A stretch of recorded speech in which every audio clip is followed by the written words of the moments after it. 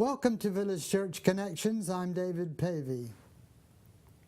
In his 27-year career as an infielder and manager, Billy Martin was known as the flawed genius of baseball.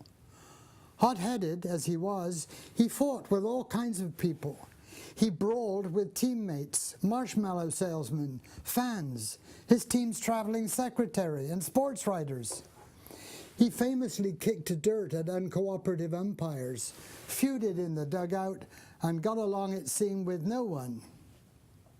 Most of his altercations were public, fueled by his propensity for alcohol. Billy Martin is reported to have told a story about hunting in Texas with Mickey Mantle, another baseball legend who played for the New York Yankees and confessed to being a hero but not a role model.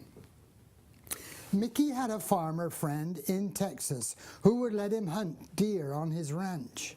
So one day the two baseball heroes decided to go hunting.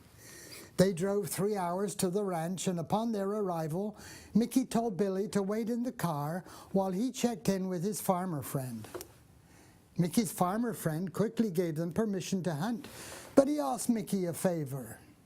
He had an old mule in the barn that was going blind and hadn't worked for a long time. He didn't have the heart to put the old beast out of its misery, so he asked Mickey to shoot the mule for him. Well, Mickey agreed to do so, but thought he'd have some fun first. He ran to the car, screaming mad, and told Billy Martin that the farmer wouldn't allow them to hunt on their land. They had wasted a 6-hour round trip to the ranch. Mickey ordered Billy to hand him his rifle and that he was going to shoot that farmer's mule for revenge. Billy obliged but protested, "You can't do that." But Mickey was adamant, "Just you watch me." He jumped out of the car with his rifle, ran inside the barn, and shot the mule. But as he was leaving the barn, he heard 2 shots. Glancing at the car, he saw Billy Martin, who was out of the vehicle, rifle in hand. "What are you doing?" Billy yelled. Mickey Mantle yelled back, face red with anger, "We'll show that son of a gun I just killed 2 of his cows." Now, the veracity of this story is in serious doubt, of course, and there's more than one version of it.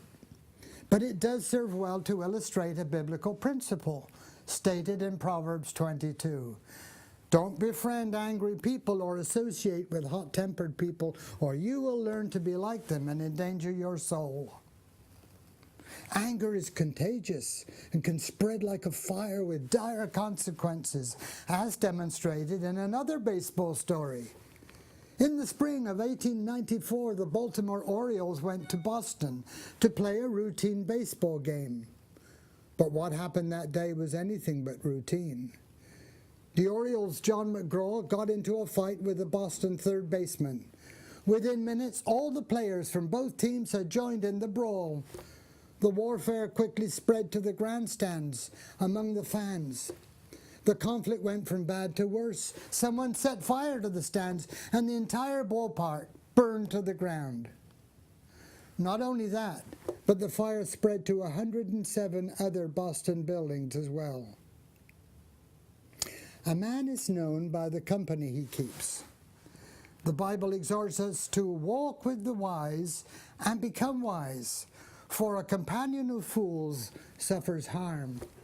We need to choose our friends carefully, to choose people with virtues that we would like to develop in our own life, since we tend to become like those with whom we spend a lot of time.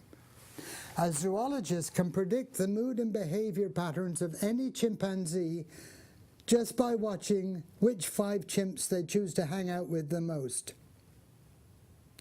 Now, the Bible exhorts us to be quick to listen, slow to speak, and slow to become angry. It warns us not to be quickly provoked in our spirit, because anger resides in the lap of fools. And it tells us never to go to bed angry, which has probably saved more than one marriage. The Bible also observes that he who is slow to anger is better than the mighty, and he who rules his spirit than he who takes a city. Is your anger in control? And thank you for tuning in once again to Village Church Connections.